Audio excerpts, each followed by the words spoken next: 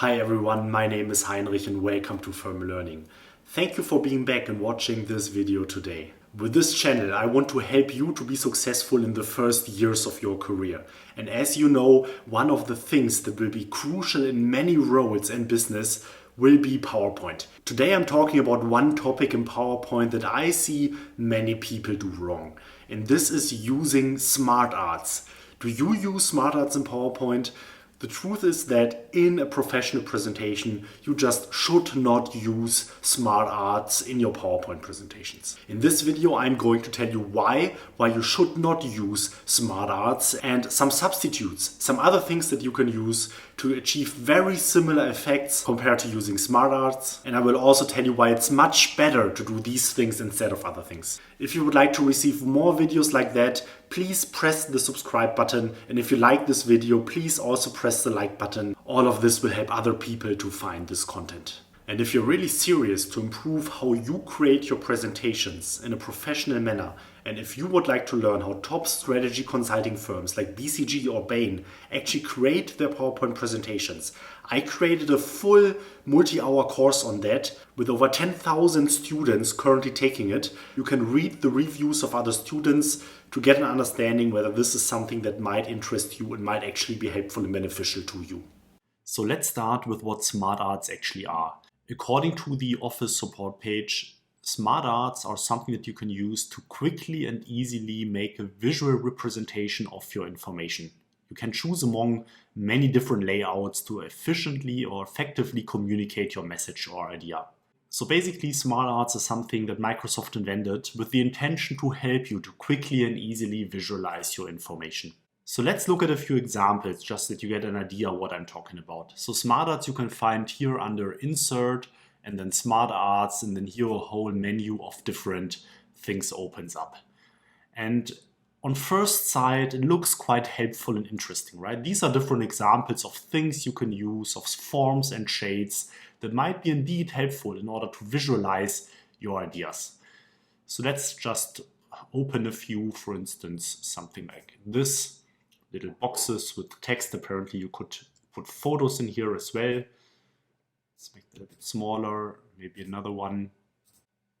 Something like this looks interesting.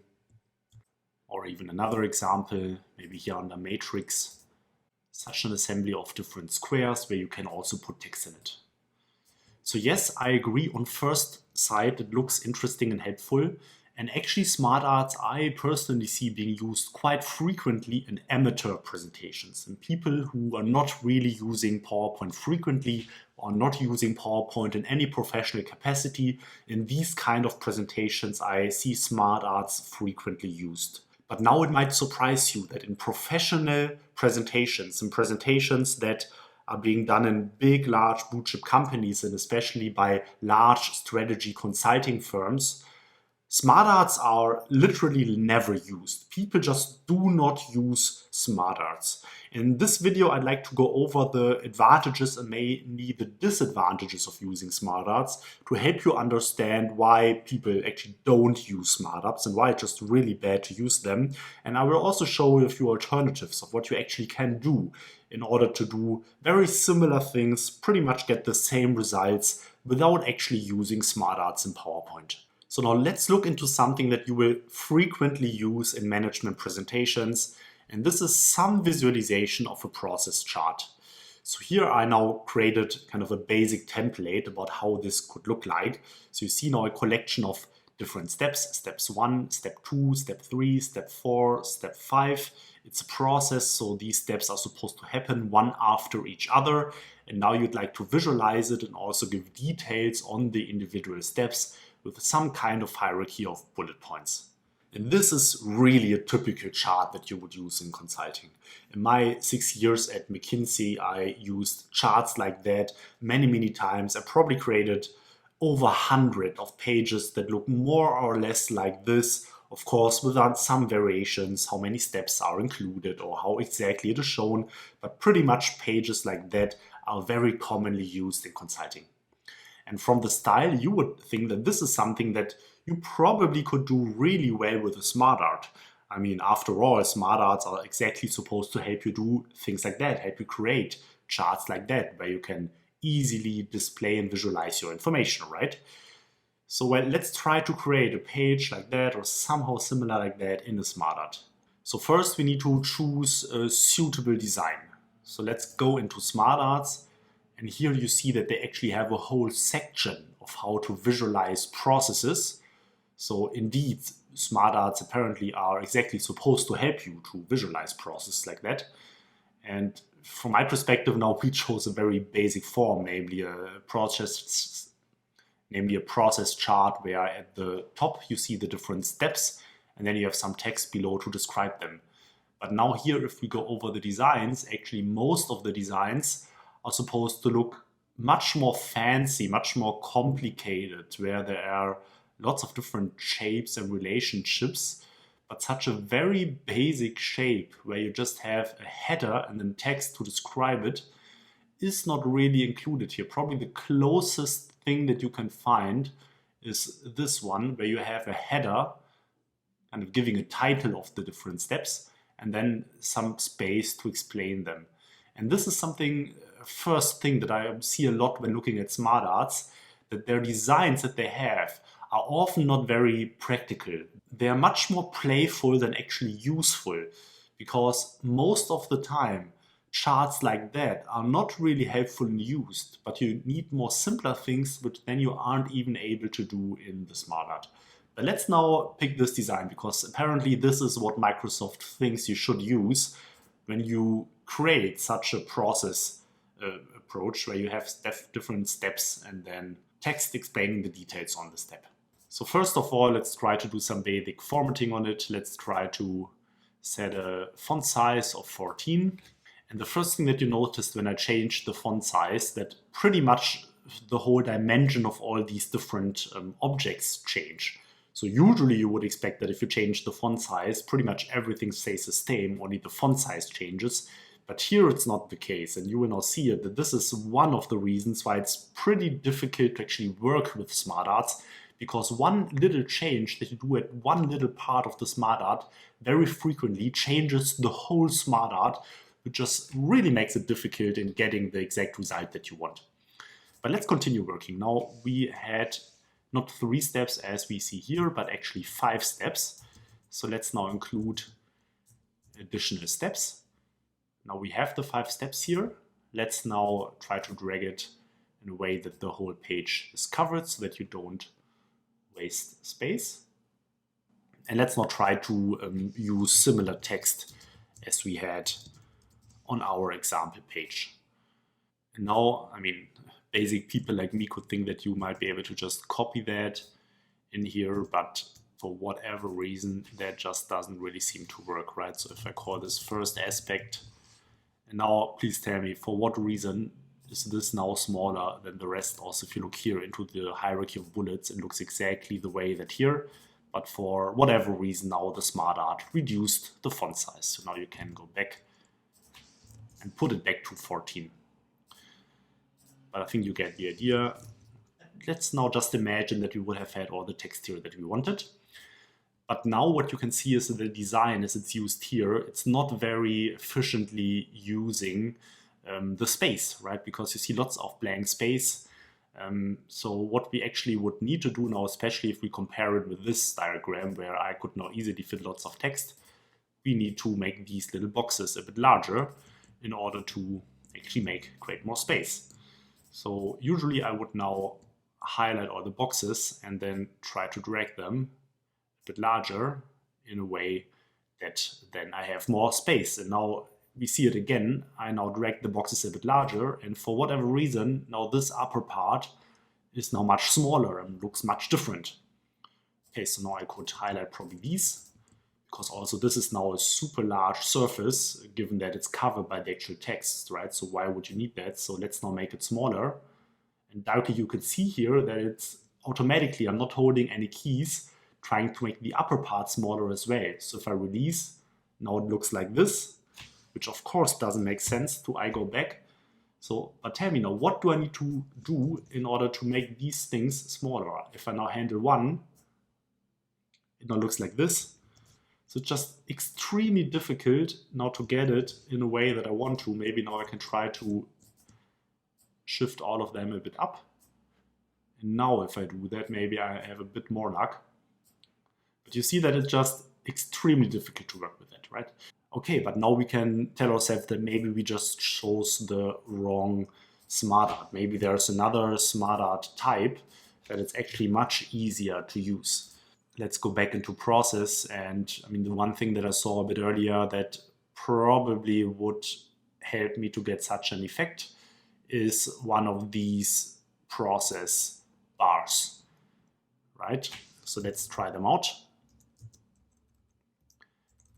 This now would be an alternative where you can put some text under it. So now again, let's try to fill it with some basic text. And now we can spread it out like this. And now one thing that we notice, so let's just say we only want to keep it at step 3, is that these are far too large, right? So now the process bar itself just covers a significant portion of the page. But now what do I need to do in order to actually make it smaller? I try to grab this and release this, but it just doesn't do anything. Now I can try to grab all these 3 at the same time, but it's still not happening. Now if I want to actually smaller it this way, now it looks like this, right? Or if I will make it larger, it looks like this. I mean, you see, it's just a huge pain to work with these kind of elements. I hope I convinced you by now, which is why in professional contexts, they're just not being used. It's just extremely difficult to get the results that you want. And in most cases, you are much faster in order to create designs like that by yourself. So let's try to replicate this page, just that you see how it actually works, to give you the confidence that you could do that much faster yourself without these kinds of SmartArts. So let's first, without using the SmartArt section, create a basic shapes. And now we want such a process icon like this. And now let's format it a bit in a basic way. Usually we go for such a clean flat design like this. And now, of course, what you can do is just copy it a couple of times. And there's a little shortcut that now I will insert in the screen just for you to see how it actually works. But now with this way, you can directly copy the very same element different times, right? Now we can distribute it horizontally.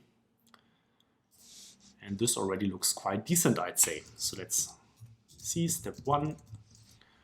Of course, this is now also supposed to be in, let's maybe mark this in Arial. So let's just, for the sake of time, insert the text boxes here. Now, of course, you can also copy it in the same way. If we align this here to the left and distribute it, it's all nice and evenly spread out. And of course, you will know how to insert such a line.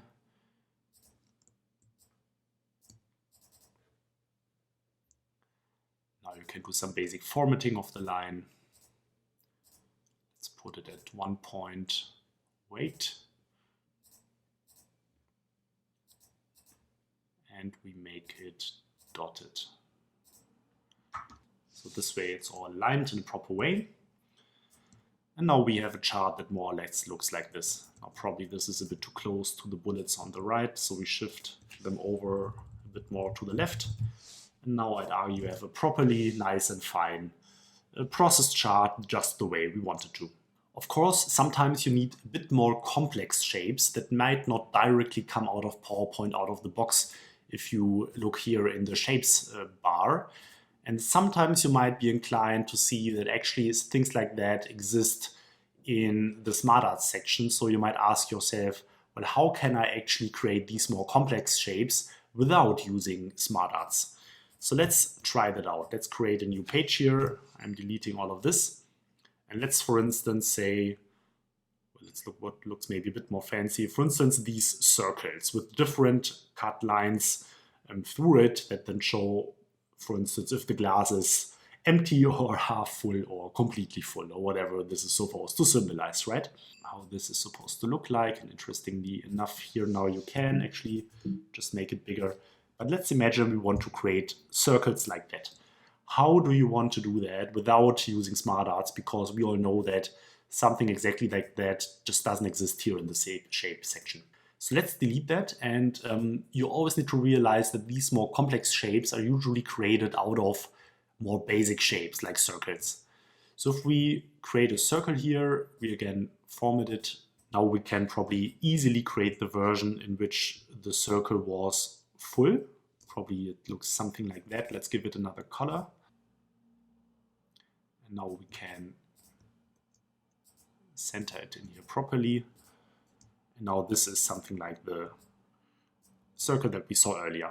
But now what do we need to do in order to cut it in half, for instance, to make this inner part appear in half? And here is now a section that's really handy and useful in PowerPoint that maybe you already know or maybe not, and this is called merged shapes. And with merged shapes, you can create some more complex shape forms for your use in PowerPoint. Because now what actually we need is to kind of cut out the upper half of the circle or some portion of the circle in order to create a look where this circle is not whole, but actually divided into different parts. And we can do that by subtracting another form from the circle form. So let's now just create a second form, here now a square, which only purpose it is to subtract something from this lower form. And now you see that I aligned it in a way that this cuts the circle in half, or would cut the circle in half. And now I need to select these two shapes. For the subtract function, of course, it's always important which shape gets subtracted from which shape. So let me do it the wrong way. So let me first select this shape and then second this shape.